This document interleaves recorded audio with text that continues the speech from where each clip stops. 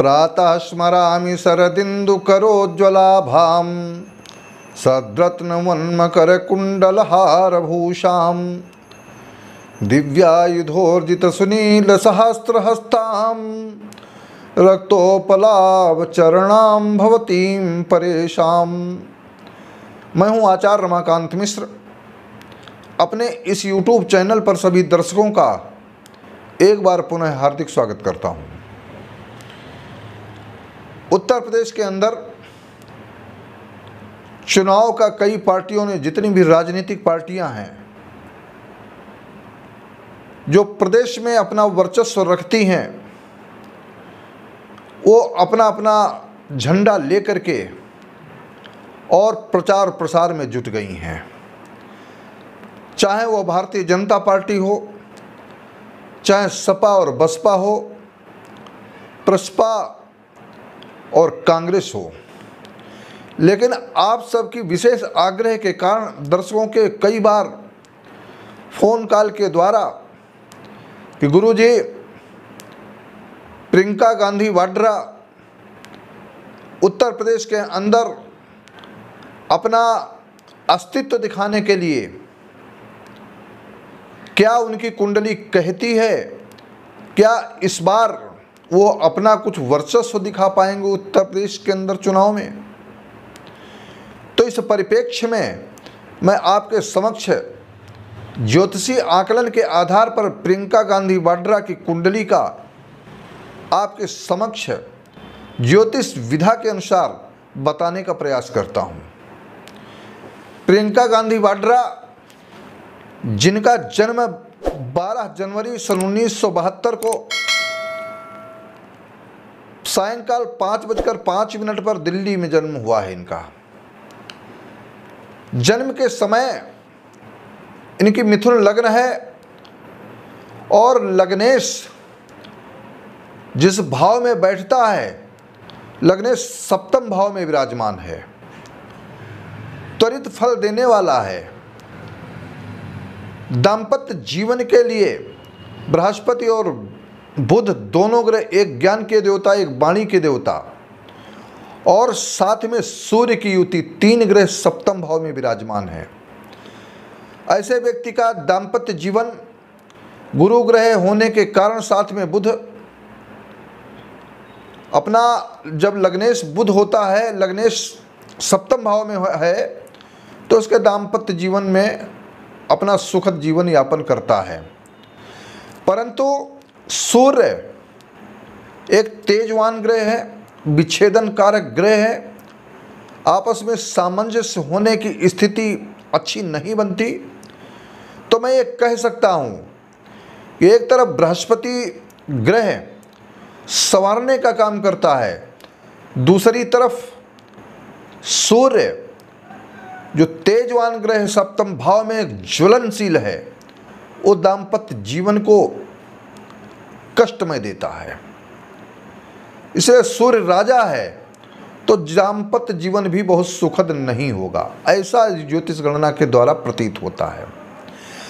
इनकी कुंडली में द्वितीय भाव में केतु ग्रह है और द्वितीय भावे से चंद्रमा लग्न से षष्ठम भाव में नीच होकर के बैठा है। जब द्वितीय भाव का स्वामी चंद्रमा, परिवार का स्थान द्वितीय भाव है, जनता की सेवा का भी स्थान है, और उसका स्वामी जब नीच का होकर के बैठ जाए तो इस ज्योतिष विधा के अनुसार ऐसा लगता है इनकी कथनी और करनी में बहुत बड़ा अंतर होगा। मीठा बोलने का प्रयास करेंगी, लेकिन मीठा बोलने के बाद भी इनकी वाणी से और इनके बोलने के ढंग से जो ग्रहों का बल है, उसके अनुसार स्थिति ठीक नहीं है और वो विपरीत स्थितियों में है। अर्थात ये कहेंगी कुछ और करेंगी कुछ और, ऐसा चंद्रमा का फल है। अष्टम भाव में राहु ग्रह विद्यमान है, जो शनि का घर है। यद्यपि अष्टम भाव में राहु ठीक ग्रह माना गया है, आयु में अनेक प्रकार की समस्याएं देगा, परंतु आयु को सुदृढ़ बनाता है। अब जो कुंडली में पंचम भावेश जो प्रेम का प्रतीक है और पंचम भावेश शुक्र है, और 2004 से लेकर के और 2024 तक शुक्र की ही महादशा चल रही है।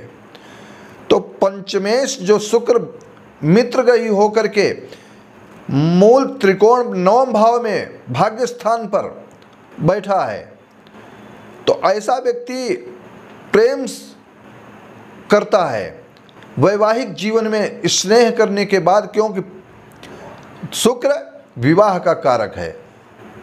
तो यह ग्रहों की स्थिति बलाबल देखने के अनुसार अब एक ग्रह और शनि है जो भाग्यश होकर के द्वादश भाव में विराजमान है, जिसकी तृतीय दृष्टि वाणी स्थान पर परिवार स्थान पर पड़ती है।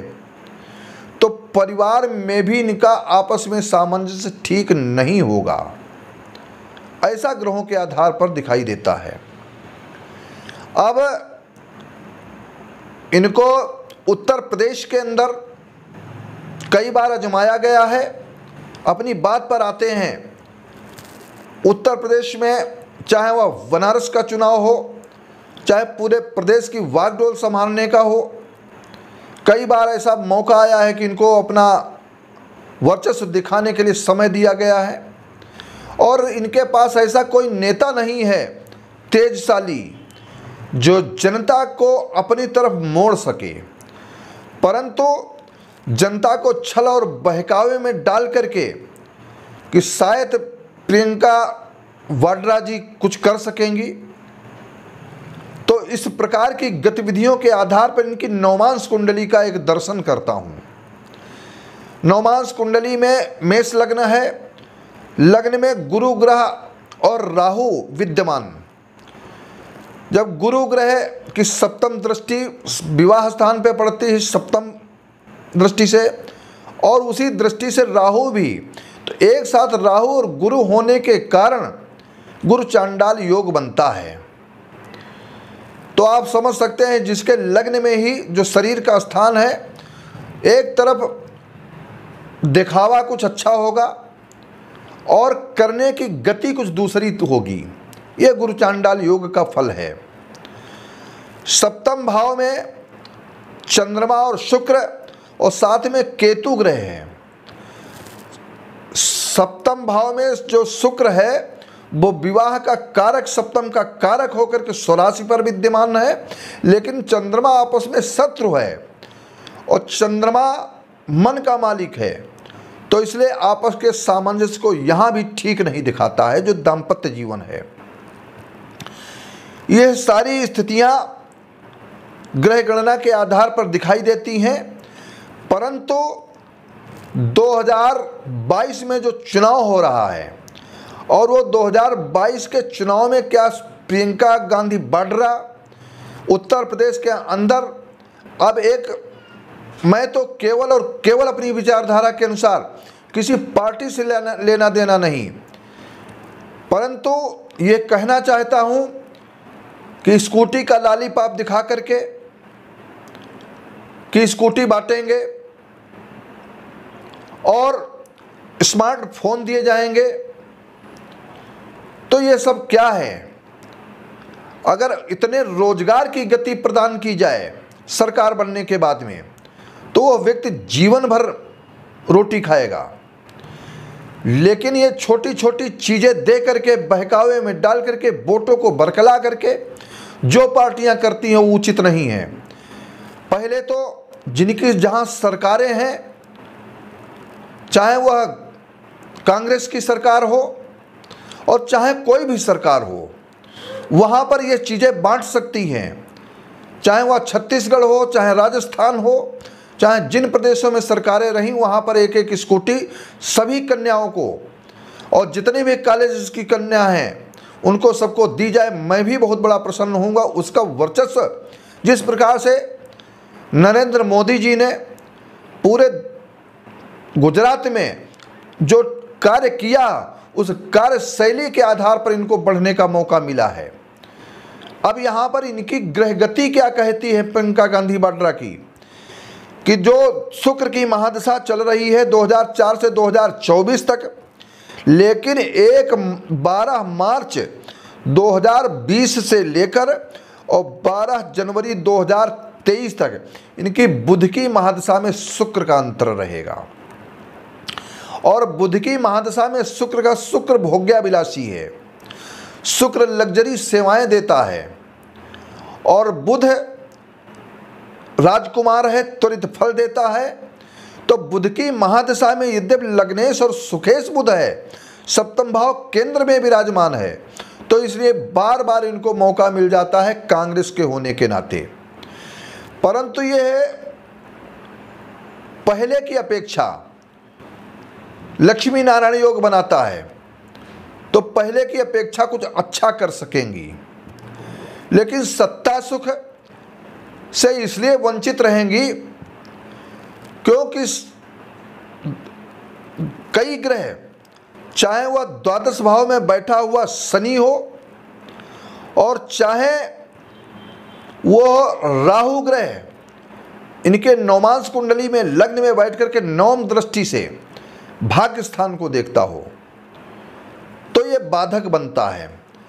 दृष्टिगत राहु की दृष्टि ठीक नहीं, और अगर नवम भाव में राहु होता तो यह शुभ फल दे सकता था, परंतु इस गणना के आधार पर मैं ठीक ठीक कह सकता हूं। ज्योतिष विधा को आप समझने का प्रयास करें, आपको मैं एक एक विधा को समझाता हूं जितना मुझे ज्ञान है, और उस ज्ञान के आधार पर हमारे ज्योतिष के जो विद्यार्थी हैं और वो सब प्रशंसा करते हैं कि गुरुजी आप बहुत ठीक ढंग से किसी की भी कुंडली को बताने का ठीक ठीक प्रयास करते हैं।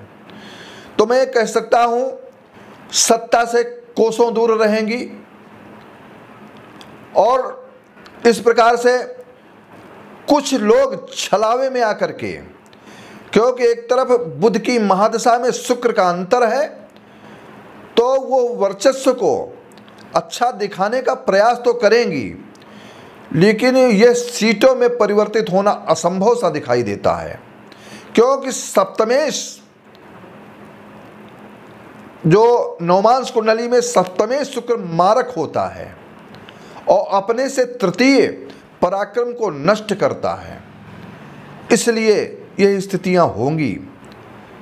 तो प्रियंका गांधी वाड्रा इनकी कुंडली के अनुसार मुझे नहीं ऐसा लगता कि उत्तर प्रदेश में अपना वर्चस्व दिखा पाएंगी। आगे की कुंडली मैं अब अतिशीघ्र हर सप्ताह एक किसी ऐसे राजनेता की कुंडली को पूर्ण गणना के आधार पर बताने का प्रयास करता रहूँगा। आप हमारे चैनल को सब्सक्राइब करें, नोटिफिकेशन का बटन अवश्य दबाएं और शेयर करें, जिससे अधिक से अधिक संख्या में पूरे विश्व के अंदर मेरी बात को पहुंच सके। बहुत बहुत